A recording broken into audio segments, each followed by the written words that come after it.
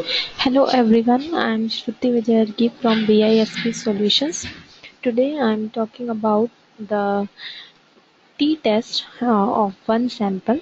So t-test is a test of significance. So what does test of significance means?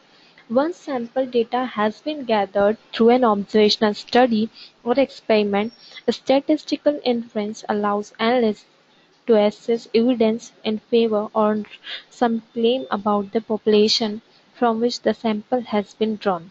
The methods of inference used to support or reject claims based on sample data are known as test of significance. So, what is t-test and why t-test is used? The one sample t-test is used only for the test of sample mean. The t-test is used to evaluate where a sample comes from a particular population.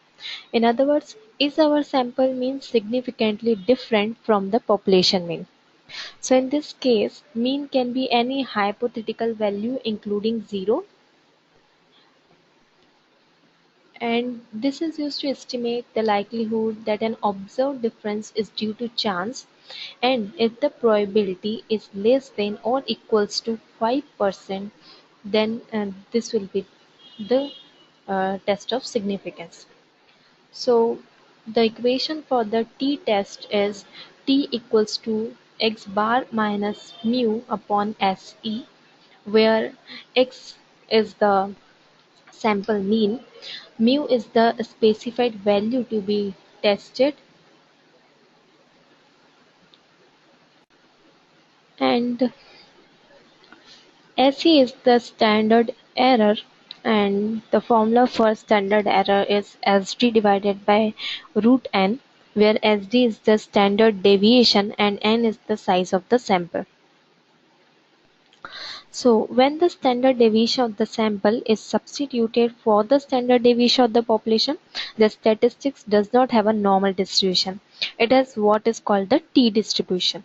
Because there is a different t-distribution for each sample size, it is not practical to list a separate area of the curve table for each one. Instead, critical t-values for common alpha levels are usually given in a single table for a range of sample sizes. For every large samples, the t-distribution approximates the standard normal distribution. In practice, it is best to use t-distribution anytime the population standard deviation is not known. So values in the t-table are not actually listed by sample size but by degrees of freedom. And the number of degrees of freedom for a problem involving the t-distribution for sample size n is simply n minus 1 for a one sample mean problem. So let's understand this with the help of a simple example of t-test. Here a professor wants to know if an introductory statistics class has a good grasp of basic math. Six students are chosen at random from the class and given a math proficiency test. So here the data for the six students, therefore the number of samples will be 6. The professor wants the class to be able to score about 70 on the test. So the mu value will be 70 because he wants to test score above 70 on the test. So 6 students get a score 62, 92, 75, 68, 83 and 95. And can the professor have 90% confidence that the mean score for the class on the test would be above 70? So we are going here to check hypothesis. So first, mu is the population mean, here is 70. N is the number of samples, here is n. Df is the degree of freedom, and which is n minus 1. So this will be 5. 6 minus 1 will be 5. Okay.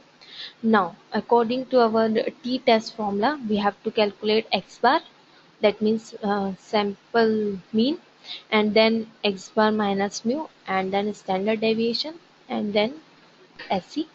So x bar will be the average mean. So in Excel we can calculate it using the formula of average, and we pass the array of scores and then enter. So the average will be 79.167. Now x bar minus mean, that means equal x bar, put minus sign and mean and enter. Now SD. The calculation for standard deviation is done using this formula. That means root of sum of x minus x bar to the whole square divided by n minus 1. But in Excel, we don't need to calculate this formula. We just use the built-in function of Excel, which is the std stdev for the standard deviation, and then we pass the array, that means scores of array, and then enter. So the standard deviation will be 13.167. And now SE will be the SD divided by root of n. So type an equal sign, select the SD, divide, then square of n. So squared function, n here is 6, and then enter. So this will be the SE standard error. Now the T will be x bar minus mu divided by SE. So type an equal sign, x bar minus mu divided by standard error, then enter. So the T distribution for this is 1.7053.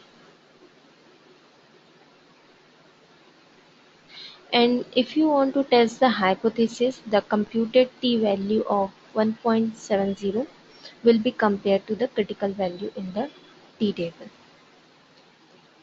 So this is how t-test is calculated in Excel. If you have any doubt, you can ask me. Thanks for watching.